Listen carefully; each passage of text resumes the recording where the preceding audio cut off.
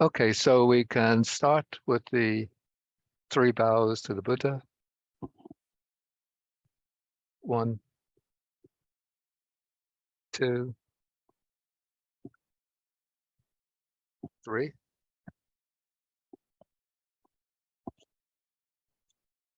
And then I will do the salutation just one time. Namo tassa bhagavato arahato samma sambuddhassa.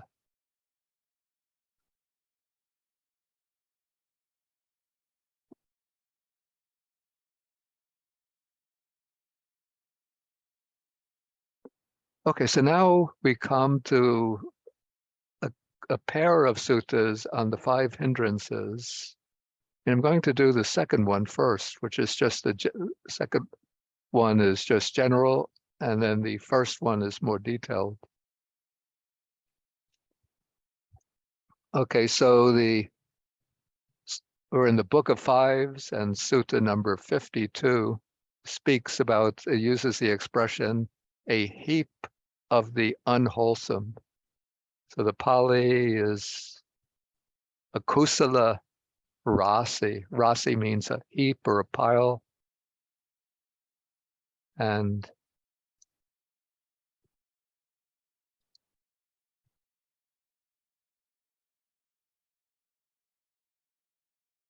akusala is the unwholesome. And so he says, if one uses that expression, the heap of the unwholesome, apparently it might have been a common idiom in the Buddha's time. And then the Buddha says, if one uses that expression, it's about the 5 hindrances that one could rightly say this.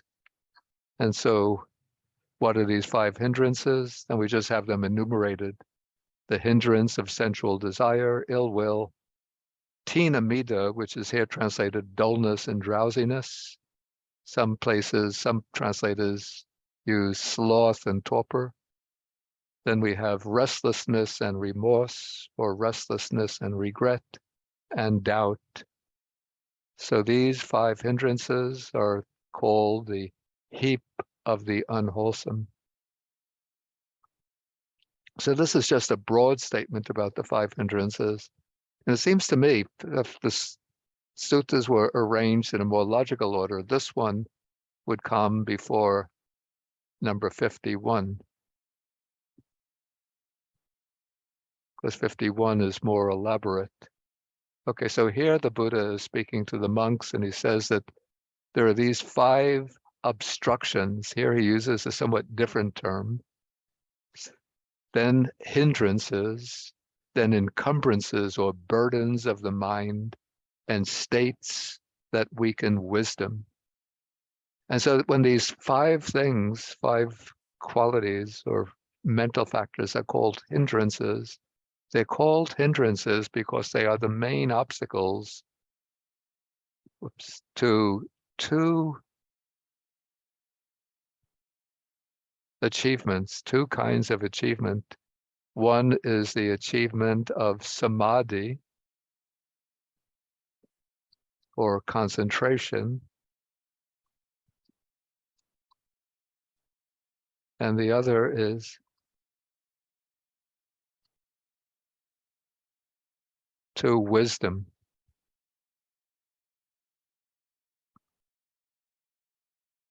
And so here it said that these are states that weaken wisdom, but elsewhere it said that they are states that are corruptions of the mind, ceto upakilesa, citas upakilesa.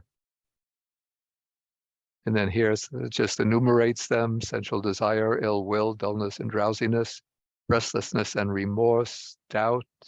Each one individually is said to be an obstruction, a hindrance, a burden of the mind, a state that weakens wisdom. Okay, then continuing, the text says that as long as one hasn't abandoned these 5 obstructions and so on, it's impossible with one's powerless and feeble wisdom to know one's own good, the true good of oneself, to know the true good of others, the true good of both, or to realize what is here called a superhuman distinction in knowledge and vision worthy of the noble ones. It's a very complex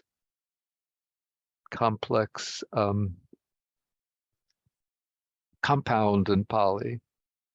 And so what's meant, according to the commentaries, by this superhuman distinction in knowledge and vision worthy of the noble ones would be the attainment of the jhanas, the formless absorptions, the stages of insight knowledge, and the achievement of the world transcending paths and fruits. So all of those are comprised under this term superhuman, uttari manusa, what lies beyond the ordinary human level. The ordinary human level would be the ordinary kinds of good conduct, practice of sila, observing precepts, practicing generosity, doing the lower stages of meditation. But to reach these higher absorptions and the deeper stages of insight wisdom, it's necessary to overcome these 5 hindrances. And then we have this illustrated by a simile. So we have a river flowing down from a mountain, a swift current, and it's carrying along much flotsam. Okay, and then on both sides, of both of the banks, a man would open irrigation channels.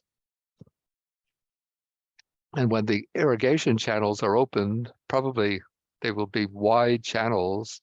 So the water of the river, if it's flowing down, will get channeled off along the channels. And then the current will become dispersed, spread out, and divided. The sutta says that the river would no longer travel a long distance, but actually I think the river would continue to travel the long distance, but its force would be weakened because a lot of the water is flowing off down the channels, the irrigation channels. And so this apparently illustrates the force of the mind, that the force of the mind gets dispersed by the 5 hindrances. And so in this way, one is not able to get that powerful, clear focus of the mind through which one can know one's true good, which for the Buddha will mean the attainment of liberation or the good of others, or to attain any of these excellent states of knowledge and vision. Okay, but then the sutta continues that when one abandons these 5 obstructions and hindrances, then with powerful wisdom, one can know one's own good, the good of others, the good of both, and realize a superhuman distinction in knowledge and vision. And then we have the counterpart simile. So we have a river flowing down from the mountain with the swift current, and then a man would close up the irrigation channels on both sides. And so in this case, the water in the river does not get spread out and directed along the irrigation channels, but the river just goes flowing straight down. Probably if it's the Ganges River, flowing all the ways down to the Indian Ocean without any loss in its momentum, without any weakening of the force of its current. Okay, so this sutta, we could say, that is emphasizing the need as practitioners, for us as practitioners, who aspire to reach our own true good and to be able to truly benefit others, to overcome the 5 hindrances. And elsewhere, we have the common expression that the 5 hindrances are, let me see if I could find that passage. I won't try to search for it now, but I'm going to stop the share and take another text, which is a little booklet that's available on the internet, which collects together a variety of texts on the 5 hindrances. And if you want to have this booklet for yourself, you can easily find it. Do you see, am I sharing the screen? Do you see the book on the 5 hindrances? No, Bhante, no. Oh, okay, sorry. Okay. Okay, now I think you see it. Yes, we can see it now. Okay. Thank you, Bhante. Okay, so this is called the 5 mental hindrances and their conquest. So it collects suttas from the Pali Canon with the commentaries. And it's available, probably if you just search for this text by its title, you'll be able to find it. And the author and compiler is the great German monk Nyanaponika Thera.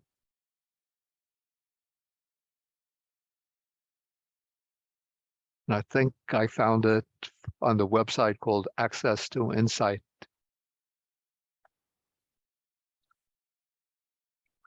Okay, so first I want to take the stock passage on the 5 hindrances, which we find in a number of suttas in the Digha Nikaya and the Majjhima Nikaya. Here he's taken the passage from the Samanyapala Sutta. That's the second sutta in the Digha Nikaya. And so this sutta is laying out the sequential training of the Buddhist monk. And it starts off with the silas, the observing of the rules of training, and then it goes into sense restraint, then mindfulness and clear comprehension, and so forth. So then it says when the monk is endowed with those qualities, then he goes to a secluded place like a forest, the root of a tree, and so on, sits down, crosses the legs, keeps the body straight, sets up mindfulness. Okay, and then it speaks about the abandoning of the 5 hindrances, and it just states this in a very simple way, almost makes it sound very easy. So having given up, here the text uses the word abhijja, translated as covetousness, but it really represents the first hindrance of sensual desire, kamachanda. So one gives up this covetousness or craving in regard to the world. One dwells with a heart or mind free of covetousness, cleanses the mind of covetousness. Then one gives up the blemish of ill will. One dwells without ill will, friendly and compassionate towards all. One gives up sloth and torpor, same as dullness and drowsiness. And then one dwells free of sloth and torpor, perceiving light. Then one gives up restlessness and remorse and dwells without restlessness and remorse, with the mind calm and peaceful within. And then one gives up skeptical doubt and one passes beyond the skeptical doubt, free from uncertainty about, this would be about wholesome qualities. And so it sounds all very simple. And then the text will continue, having given up these 5 hindrances, then he enters the first jhana, second jhana. Yeah, so it says,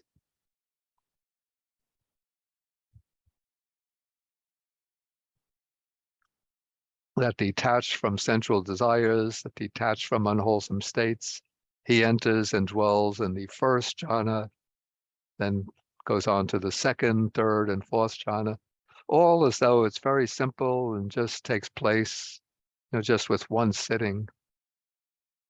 But actually, it's much more, it's not more complicated, but it's much more difficult than that.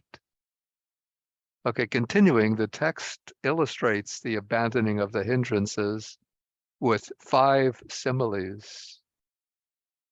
I think it's very impressive always the way the Buddha finds similes to illustrate the main points in his teaching. So he illustrates being in the bondage of sensual desire, sensual lust, to being in debt, having taken a loan, and then one is in debt.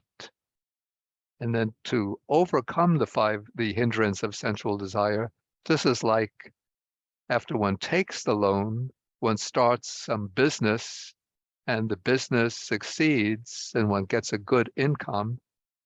And with that income, one is able to pay back, to discharge one's old debt, and one has a surplus beyond that through which one can maintain one's wife and children as well. And when one accomplishes that, then one rejoices and experiences delight in the mind. So freedom from sensual lust, sensual desire, is like discharging a debt. Then ill will, the hindrance of ill will, is like being sick and in pain, suffering from a grave illness, grave disease.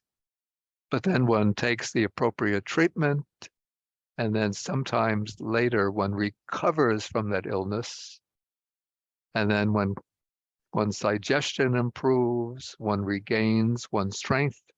And then when one reflects on that, how one has recovered from that illness, then again one rejoices and delights in the heart. So freedom from ill will, from hatred, ill will, is like recovering from illness. Then being overcome by tina mida, dullness and drowsiness, sloth and torpor, is like being thrown into prison, being locked up in prison. And then at a later time, one is released from prison and one can go about one's activities and one doesn't suffer any loss of one's property. One regains all of one's property. And then when one reflects on that, one rejoices and is delighted. So that is like being free from dullness and drowsiness. I'll explain that here actually we have 2 hindrances which are joined together because they share a common characteristic. And probably I would characterize that common characteristic as being sluggishness of the mind. But there's a somewhat of a difference between them. So we have one is called tina, the other is mida. So tina is what I now translate dullness. The other translator uses sloth. And sometimes I see some commentators think of tina and mida as being laziness, but I don't think that's quite accurate. Because tina and mida can set in when one is not lazy, even when one is striving very diligently. But what happens on certain occasions is that this kind of heaviness overpowers the mind. Yeah, so it's both a sluggishness and a kind of heaviness that overpowers the mind, that overwhelms the mind. So I take tina, dullness, to be somewhat just like the weather that I see outside my window today. If any of you are in the greater New York area, it's a kind of very gray, cloudy weather with a light rain falling. And yeah, so one feels heavy, somewhat oppressed by that kind of weather. So that is like this dullness that seeps into the mind, or a heaviness that overwhelms the mind. And when that dullness and heaviness gains some strength, then it brings mida. Mida is here, what I translate as drowsiness. Some use sloth, But thought suggests laziness, and it's not really laziness.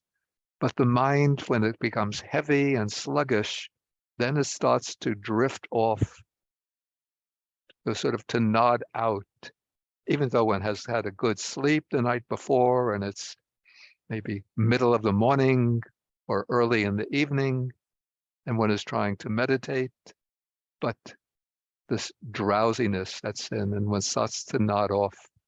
So that is mida. And that is here being compared to imprisonment. Okay, the counterpart to dullness and drowsiness is another compound hindrance.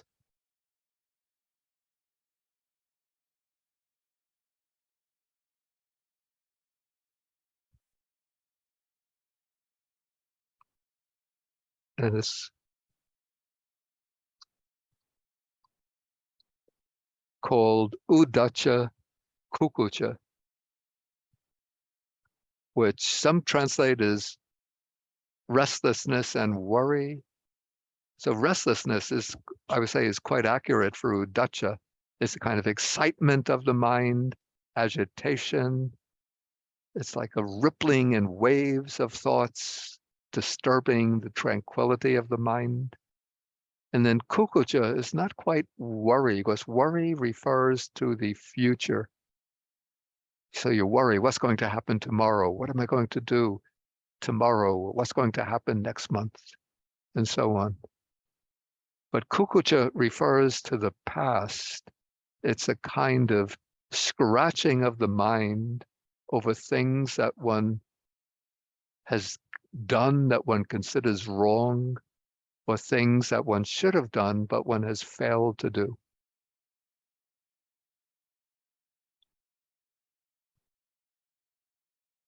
Yeah, so actually one could see the original sense better from the Sanskrit, which I think it's kukritya.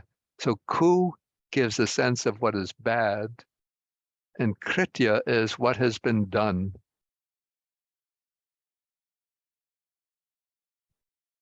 And so I use regret or remorse. And it's not the heavy remorse over committing some terrible crime, but just over little transgressions or offenses that one might have committed. So that is restlessness and regret. And so the simile that used to illustrate this is being enslaved, being a state of slavery, so that one can't do what one wants and can't go where one wants. And then later, one is set free from slavery. One becomes independent, free, able to go where one wants, to do what one wants. So that is freedom from restlessness and regret.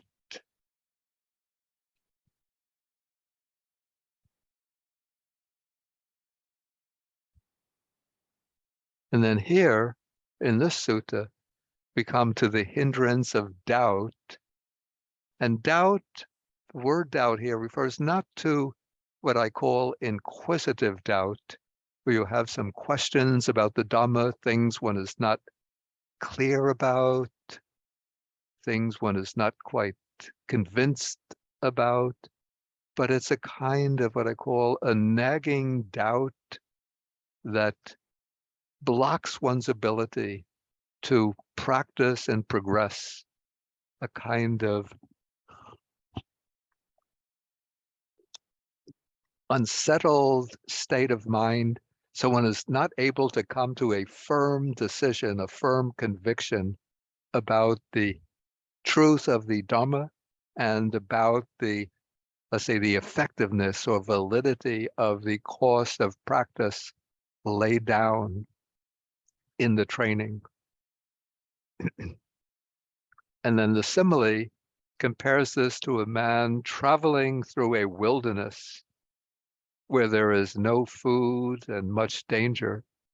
And then sometime later, he has crossed the desert and arrived at a place of safety. But I think maybe if I could throw in my own simile, I think maybe a better simile, and I think this occurs elsewhere in the suttas, or maybe in the commentaries, it's like coming to a crossroads. You're traveling on a journey and you think you know where you're going, and then you come to a crossroad and you don't know which side of the road do I take, which branch of the road do I take. And so one starts down the left side, walks 50 yards, and thinks, no, it can't be this way. Then one goes back to the fork in the road. It must be the right side. One walks down the right fork, the right road. No, it's not this.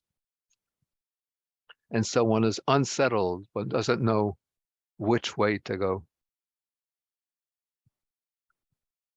And then finally, one has to make a decision and then take the road, continue traveling until then you get to the place of safety, free from danger. And so then we say, when the text tells us, when these 5 hindrances are abandoned, then the monk or the practitioner considers himself as free from debt, recovered from illness, released from prison, freed from slavery, and one who has crossed that desert and arrived at the place of safety.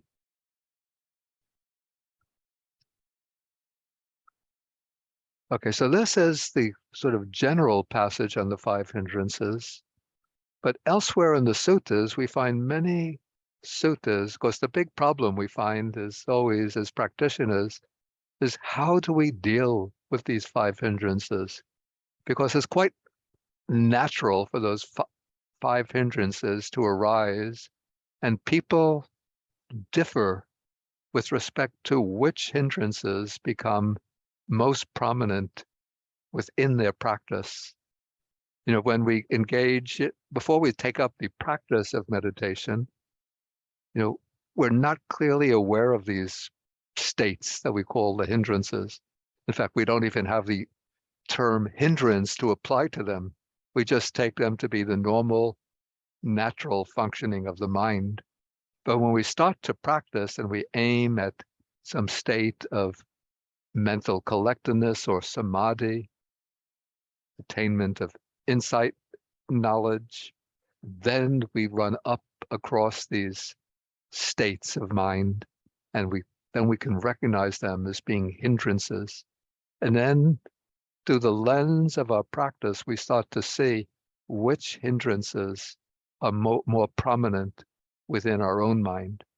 So for some people, probably for a lot of people, particularly younger people, the big barrier will be sensual desire, often explained as the desire for the 5 sense objects, but especially for one who lives a monastic life, the main expression of sensual desire is sexual desire, the desire for sexual enjoyment, which can give rise to many fantasies and overwhelming states of lust that one has to deal with in order to move past that hindrance. In other people have a more sort of angry temperament, a more resentful temperament, then ill will become more prominent. One starts dwelling on the faults of other people, or past resentments come bubbling into the mind. Or even the little things in one's environment start to become annoying and disagreeable. One doesn't like the food one is served. One doesn't like the way this person speaks, about the way this person acts, and so on. So ill will starts to become a major barrier in one's practice. And the way I look at the 5 hindrances, I call these 2, sensual desire and ill will. So those are the big hindrances, the major hindrances. The other 3, though they're certainly obstructions, but they're not as heavy, less weighty, less solid than the first 2 hindrances. But still, we have to deal with them. Sometimes the mind becomes dull and drowsy. So some people have problems with dullness and drowsiness. Maybe these will be people of, I remember this classification of character types based on body types. It just came to my mind now from when I was in college studying maybe Psychology 101. I don't remember who came up with the classification. Yes, some people have a kind of sluggish character. Other people have a more sort of quick, excitable character. And then there are the people with the middle character, the balanced character. So if some people fall into the overwhelmed by dullness and drowsiness, other people by restlessness, agitation, worry, regrets. And so one has to deal with those hindrances. And then other people, probably these would be the more intellectualizing type, will be troubled by skeptical doubts.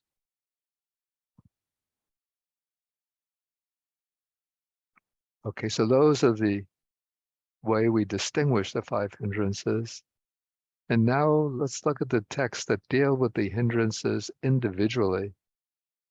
And so what's very interesting about the way the Buddha treats the hindrances, he explains what are the things that sort of feed into the hindrances, that cause them to increase and become more stronger barriers to our progress. And when we understand what are the nutriments for the hindrances, then we understand how to denourish, to weaken, to debilitate the hindrances. And so we start off with sensual desire. And so the nourishment of sensual desire are beautiful objects. But it's not the beautiful objects in themselves that generate or trigger the sensual desire, because the beautiful objects are always around us. But what triggers or nourishes the sensual desire is giving unwise attention to them or reflecting upon the beautiful objects in unwise ways. That is, what one does is one focuses upon the beautiful and attractive surface of the objects. And so then this becomes the nourishment for the arising of sensual desire that has not arisen, and for the increase and strengthening of sensual desire that has already arisen. And so maybe the most sort of a typical example of this, we have to be a little frank here, and we're speaking about, say, the monk on his alms round stops at a house, and a beautiful young girl, maybe 16, 17, 18 years old, comes out to offer some alms. And she's putting the food into the alms bowl, and the monk looks up at her and sees the face, very beautiful face, looks at the eyes, the smile, the beautiful hair. Then the eyes come down, looks at the figure, the arms, the hands, the rest of the body. And so giving attention in that way, then as he finishes his alms round, goes back to his temple, to his monastery, and then the memory images start flooding into the mind.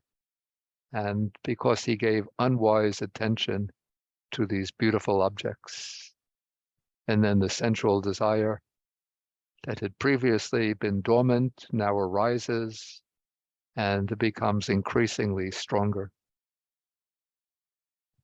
And so the antidote, what is the antidote for sensual desire? Actually, there are many different techniques that we find in the suttas for dealing with the hindrances, but this is the most direct antidote, sort of the medicine that is in the medicine cabinet with the label powerful medicine used only in urgent situations for sensual desire. And that is, there are what are called the asubha nimitta. Here it's translated impure objects. I don't quite like that. What I would say is an unattractive object, or literally it's a non-beautiful object.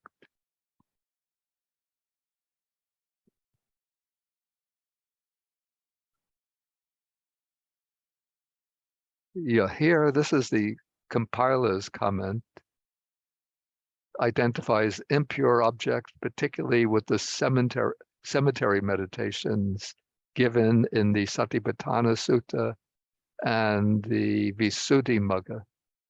But I think that's maybe not the original intention. In the suttas, what we find when the Buddha is explaining asubha sanya, the reflection on the unattractive nature of the body, the method that he usually prescribes is contemplating the unattractive nature of the body. Here it's called the loathsomeness of the body, which again, I don't like that rendering, since the idea is not to loathe the body or to hate the body, but to look at the body objectively and to see what is this body that we cling to and grasp upon. And one actually begins the practice by contemplating one's own body. The young monk would not begin with taking the beautiful young girl on the alms round, since he thinks I'm going to reflect on the unattractive nature of that young girl. He sits down, starts to practice, and instead of thinking of the inner tissues and organs of the body, he's thinking about the nice smile, the bright eyes, the nice complexion, the figure, the breasts, the hips, and so on. So one starts with one's own body, contemplating that this body is full of many types of impure substances. And then one goes through the list of the 32 parts of the body: hairs of the head, hairs of the body, fingernails, teeth, skin, the flesh, sinews, bones, marrow, kidneys, and so on. And so one goes back and forth through the different constituents of the body, the tissues, organs, fluids, and one gets a clear perception of what lies behind that beautiful, attractive appearance of the body. So that is sort of the direct antidote to sensual desire, is contemplating the inherently unattractive nature of the body. When you look beneath the skin, or even including the skin with a microscope, to see the real nature of the body.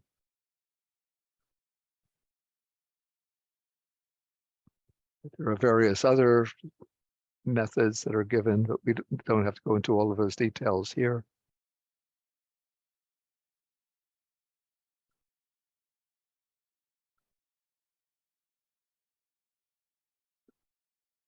This is also nice. This is the simile for sensual desire. And it compares sensual desire. We have, for each of the hindrances, there'll be a simile involving a pot of water. And to illustrate sensual desire, we have the pot of water, which is mixed with different colored dyes, red, yellow, blue, or orange.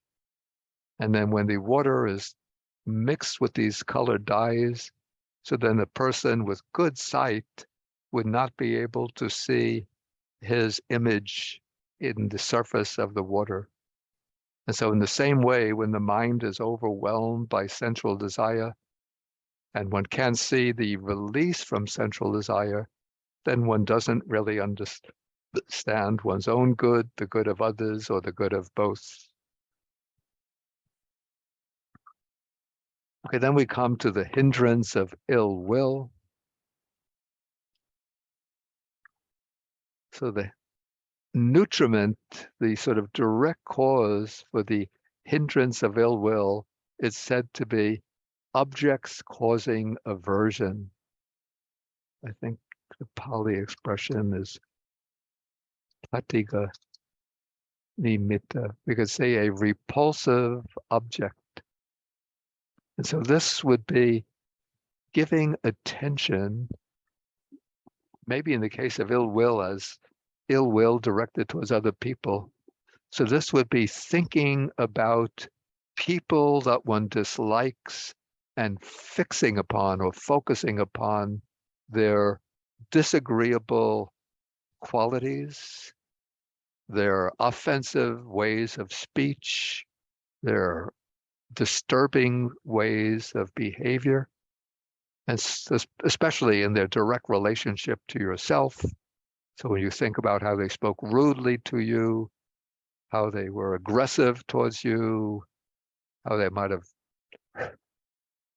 hurt you or hit you, or sometimes just how their whole demeanor is disagreeable, then that causes ill will to arise. And as you continue to reflect on them, then that ill will becomes stronger.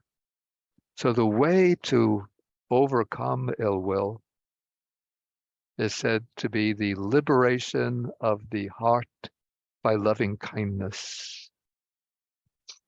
And so this is what we do basically on Wednesday evening through the meditation of loving kindness.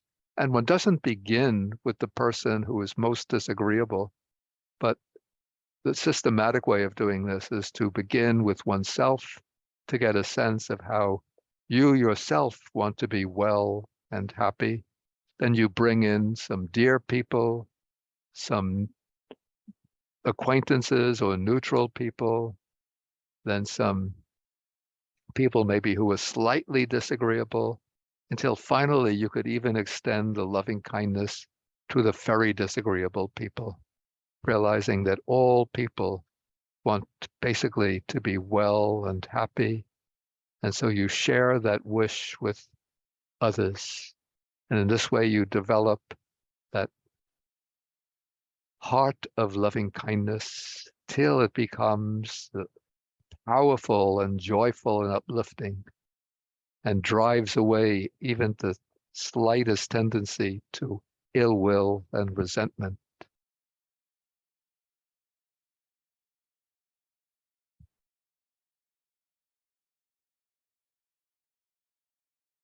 Then we have the simile with the pot of water.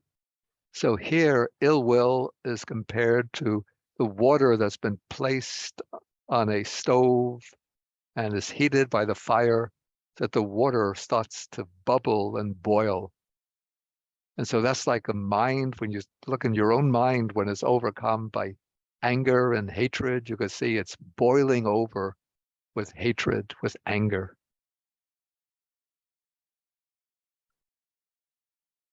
And when when you look into a pot of boiling water, you can see your facial reflection.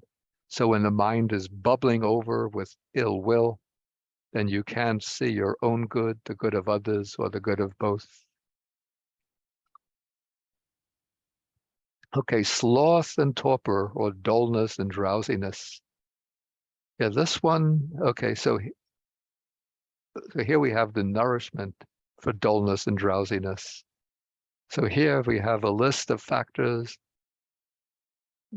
Pali words that are translated into English: listlessness, lassitude, lazy stretching of the body, drowsiness after meals, mental sluggishness.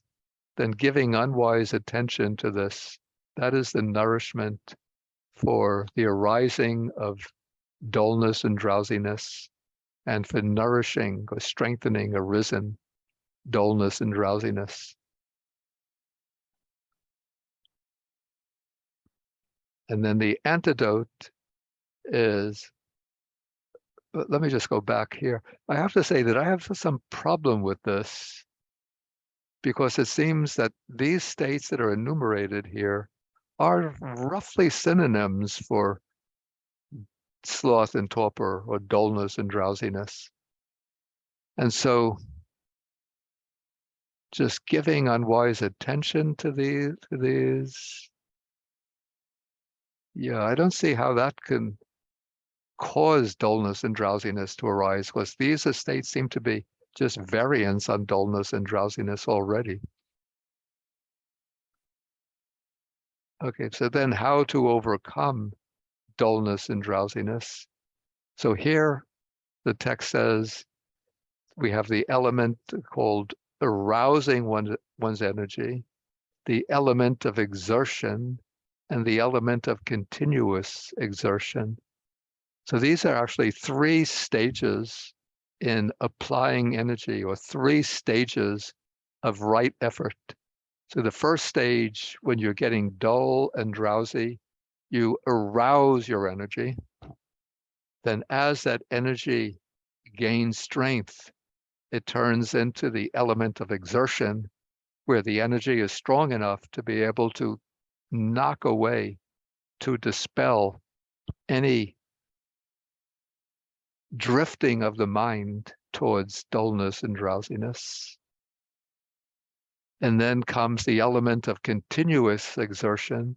So that is the point where one's energy becomes so strong that dullness and drowsiness just get no chance at all to seep into the mind.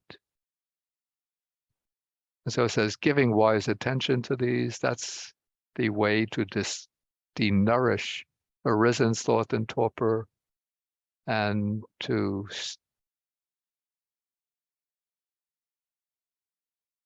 arisen sloth, that's the way to denourish sloth and torpor.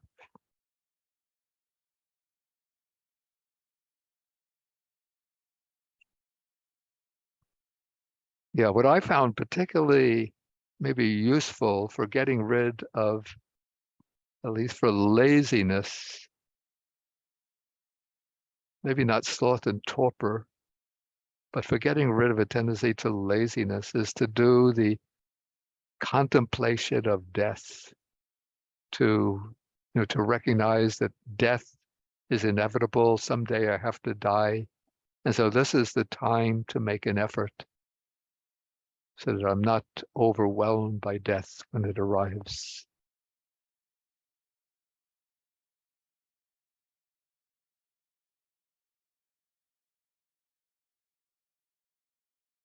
Yeah, another way to stimulate the mind, these are called the 8 means of arousing a sense of urgency. So one turns the mind and reflects on the suffering of birth, old age, disease, and death. Then one reflects on suffering in the bad destinations. If you take rebirth in the bad destinations, the animal realm, the realm of ghosts, the hell realm, one has to undergo immense suffering. One reflects on the suffering of one's past existences in samsara, the suffering that might lie ahead in one's future existences, and the suffering of the present rooted in the search for food. So these are 8 themes for reflection to overcome the tendency to complacency and to negligence, to heedlessness, and to generate that urge to take up and persist with the practice.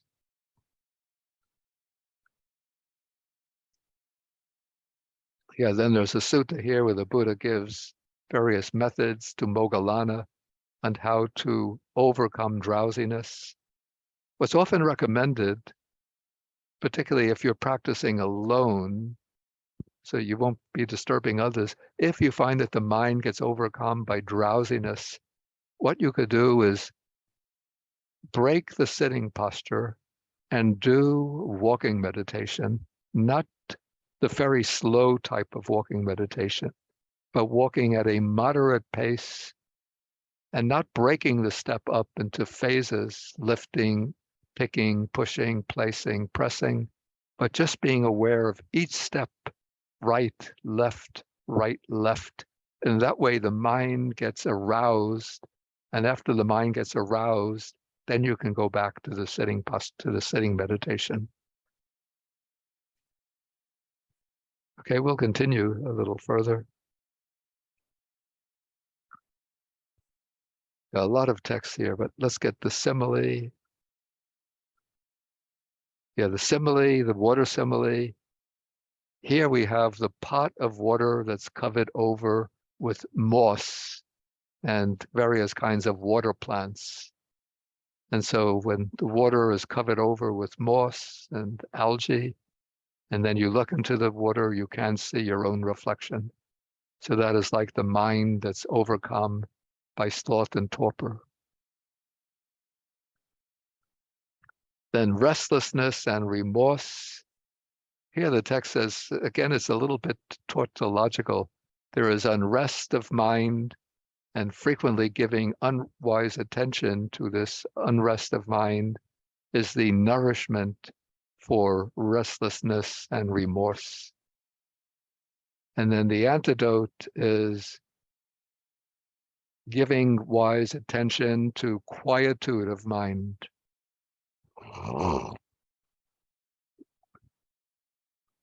Again, it's a bit tautological. How is you go? How do you? How do, how do you quiet down the restless mind? You pay attention to quietude of mind.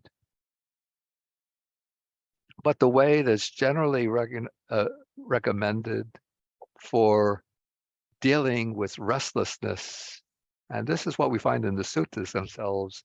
The Buddha says when the mind is overcome by distracted thoughts, the most effective remedy is mindfulness of breathing.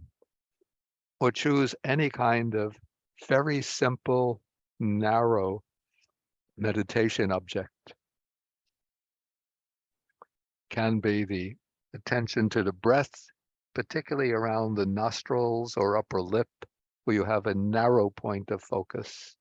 So you could also do, I would say, the rise and fall of the abdomen, but you choose a simple object that doesn't give the chance for the mind to roam and wander. Yeah, another thing that I found effective in dealing with restlessness is choosing what I call a pressure point of the body to focus on. Particularly what I found useful, maybe it sounds a little bit funny, is to use where you feel the buttocks when you're in the sitting position, the buttocks pressing on the meditation seat. So you just turn the attention there and you focus on pressure, or sensation, and just observe that sensation. Another focus that I found useful, I don't know if this is peculiar to myself, is a particular point along the spine. It would be the backbone opposite the navel, or the small of the back. For some reason, I find when focusing there, it has a very calming effect. And so you let the attention go there, and then you'll find, or at least I find, that the mind settles down and becomes quiet. And then we have the simile for the water in the pot. In this case, the water is stirred by wind. So the wind causes the water to break out into little waves and ripples. And so if a person with good sight was to look in the water while it's rippling and with waves and ripples, they wouldn't be able to see their reflection.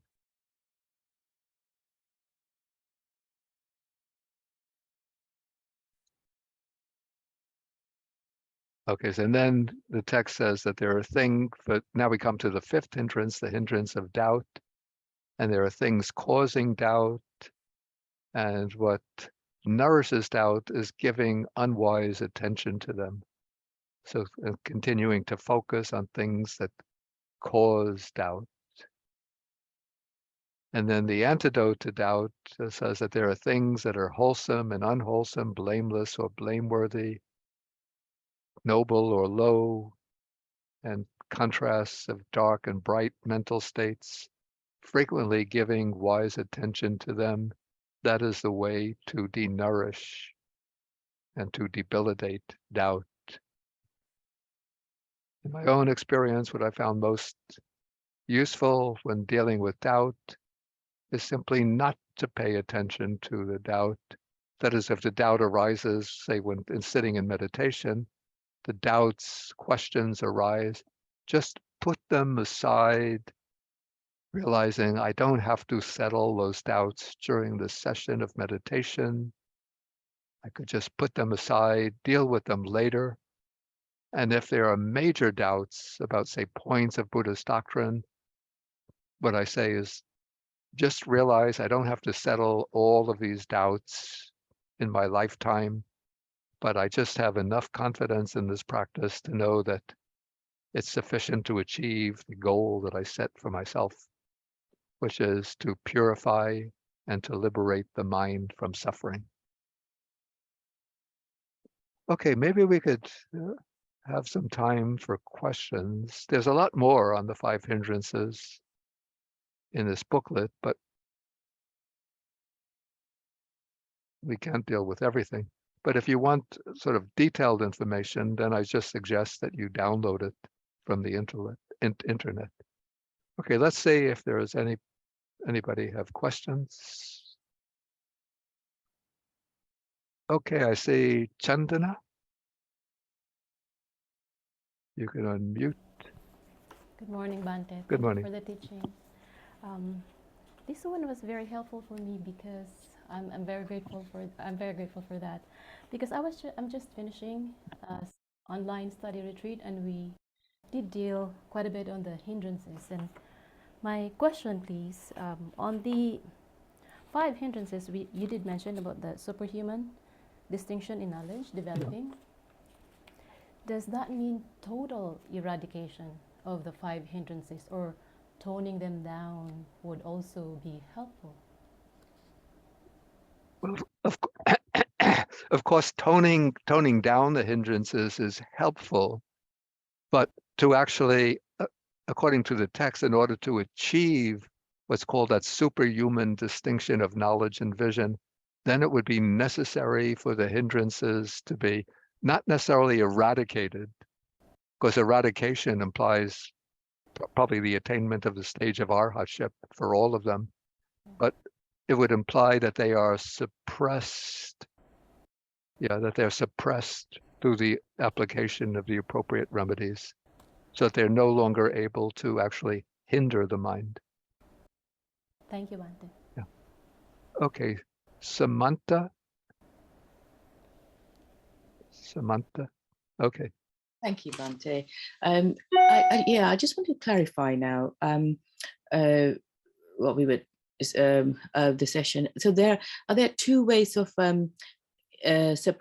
suppressing the hindrances? Is Buddha saying there's one way is through the meditation and through concentration and achieving jhanas? Yeah. And then in order to the purpose of this being to see the reality, and the other way is like the last sessions that Bhante was explaining, the essential desire by looking at the asubha bhavana, if obviously jhanas are not applicable, and ill will through loving kindness, and sloth and torpor through the right efforts and contemplation of death, etc. So are there 2? Sorry, Bhante. Yeah. So are there 2 methods? And then secondly, and also I was confused with the 3 roots: the greed, hatred, delusion. Yeah. Be completely uprooted. Are they the same as the 5 hindrances? Okay. Yeah. Let's deal with the first. Yeah. The first question.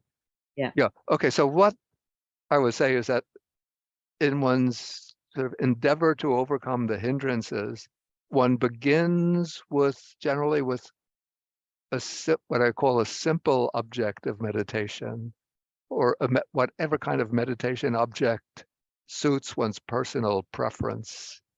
So let us say one is doing mindfulness of breathing. Mm-hmm. And so one could do the mindfulness of breathing and carry it through. If that is sufficient to carry one through to stages of deep concentration, and you're not troubled by the hindrances at all, then there's no need to make use of any of the other methods. then that is just your vehicle, is just to do the mindfulness of breathing or whatever other meditation practice takes you to a stage of deep samadhi. But most people will have periodic problems with these hindrances. And in that case, particularly if you find, okay, so suppose some of the hindrances start cropping up as one is practicing mindfulness of breathing. Initially, I say, this is my opinion, you don't switch over to another meditation object, but you just recognize the hindrance that's arisen and sort of drop it. You just let it go and then return to the primary object. And so one does this repeatedly, because different hindrances will come up different times. And so one goes on, just noting whatever hindrance arises, drops it, and goes back to the primary object. But sometimes one hindrance or another becomes very persistent in one's mind and becomes truly an obstacle, something that you just can't get past simply through using your primary object. In that case, you could put aside the primary object for maybe even say a week or so and use instead the particular subject or object that's directly opposed to the primary, that's directly opposed to that hindrance. So if one has persistent problem with sensual desire, then one will devote some time, maybe a session every day for 5 days, 7 days, to the contemplation of the 32 parts of the body. Actually, one might have to do it longer to get initially familiar with it, because it takes some time to get accustomed to it. And then you have that sort of as part of your equipment. So when if sensual desire arises, then one could draw upon one's experience of the contemplation of the impure nature of the body to counteract the sensual desire. Or if anger arises and resentment, then one could draw upon. So if you find a persistent problem with anger or ill will, then you put aside your primary object and devote some time to the meditation of loving kindness. And then you have that to draw upon to deal with ill will. Wonderful. Yeah, that's really clear. And of course, if I'm getting sleepy or something, I can then do some walking meditation or something as well. Yeah, and that reminds me what I should have brought in. There's the passage in the Satipatthana Sutta. It's also included here. Let me find it. Which offers a different approach to dealing with the hindrances. Maybe it's near the beginning.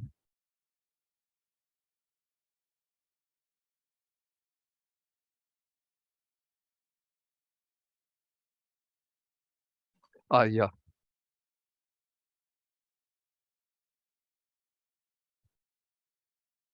Yeah, so this is in one of the sections of the Satipatthana Sutta on the 5 hindrances. And so when you're using this method, you don't drop the primary object and use a different meditation subject. But when any of these hindrances arise, for example, sensual desire arises, then one simply knows there is sensual desire within me. And then when the sensual desire falls away, then one knows there is no sensual desire in me. And one observes how sensual desire, when unarisen, arises, how it is rejected, and how it doesn't arise in the future. And the same basic template is applied to each of the other hindrances. So I think Nyanaponika has a good comment on this. Yeah, he says, to note mindfully and immediately the arising of any one of these hindrances is a simple but very effective method of countering them and any other defilements of the mind. By doing so, a brake is applied against the continuation of these unwholesome thoughts, and the watchfulness of the mind against their recurrence is strengthened. Yeah, so it's in a way, it's simply noting the hindrance, and you could even keep the hindrance in mind and just observe the mind in the grip of that hindrance. Say the sensual desire is present, you just go on watching sensual desire, sensual desire, sensual desire. And then as you do so, it gets weaker and weaker and then drops away. Similarly, when ill will is there, if you try to push it away, it keeps on getting stronger. But if you just focus the beam of attention on the ill will and observe ill will, ill will, ill will, and watch it, then it gets weaker and drops away. Wow. Yeah. Thank you, Bhante. Okay, let's take Gita. Sorry, Bhante. Oh, I just see your second last question. one. The greed, hatred, and delusion. Is that the same as the 5 hindrances as well? Quickly, Bhante. Not quite the same, but we could say that we could connect sensual desire with greed, because it's a mode of greed, and ill will, the hindrance of ill will, you could connect with the root of hatred. And then it seems that the other 3 hindrances are most closely connected with delusion. Right. Lovely. Thank you, Bhante. Really appreciate your answer. Thank you. Okay, and then now we have Gita. Thank you, Bhante. Thank you for teaching us this beautiful Dhamma. We're ever so grateful. Okay. Your tireless teachings is awesome. Thank you, Bhante. Sadhu, sadhu, sadhu. Bhante, I have a question on sensual desire. Sensual desire is one of the toughies to get Yeah. rid of. So if one has sensual desire, and also another scenario is if it's fulfilled, like your sensual desire is fulfilled and you no longer have any sensual desire, it's easier to concentrate the mind, right? Yeah. And go into the path and fruitions, because even in the second stage, we still have sensual desire before Yeah. we go to the third stage. It's in the Yeah. third stage that we absolutely cut it off and go into the arahat, practice to that Yeah. stage. Yeah. So in sensual desire, we have to face that all the loved ones that we care for are also going to pass away. So Yeah. like you were talking about asubha meditation, we could also contemplate on anicca anatta dukkha, right? Which is with us all the time. Yeah. So not just in meditation, but also when we're living in our daily existence, when these thoughts arise, we could counteract them with these other, in our toolkit, what the Buddha has given us as tools to kind of reduce them through a gradual process. Yeah. So that when we go into meditation, we no longer have to be as concerned, because it would have reduced during our daily activities. Because I remember Ajahn Brahmawanso mentioned once, when you're going into and his books are awesome, Mindfulness, Bliss and Beyond, and The Art of Disappearing. Yeah. Because it just deals with this subject, right, of the 5 hindrances. Yeah. And he says, when you're in meditation, like you suggested, Bhante, bringing it back gently and softly to the breath, and focusing on it and seeing that these states are arising, staying for a bit, and then they're going to pass away. And if we train our mind in that way, wouldn't that be a great benefit for all of us?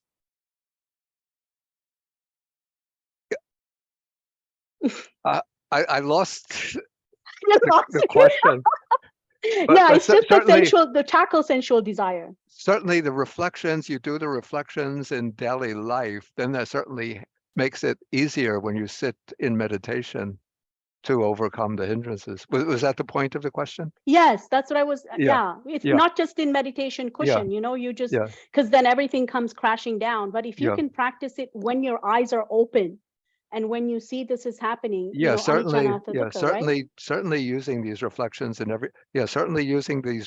in everyday life helped with the formal sitting practice. And I should also say that there are many, many tools that we find within the Buddhist teachings. I could only, choose a few highlights in this presentation today. If you get this little booklet from the internet, then you'll find many of the other methods mentioned. Thanks, Bhante. That's great.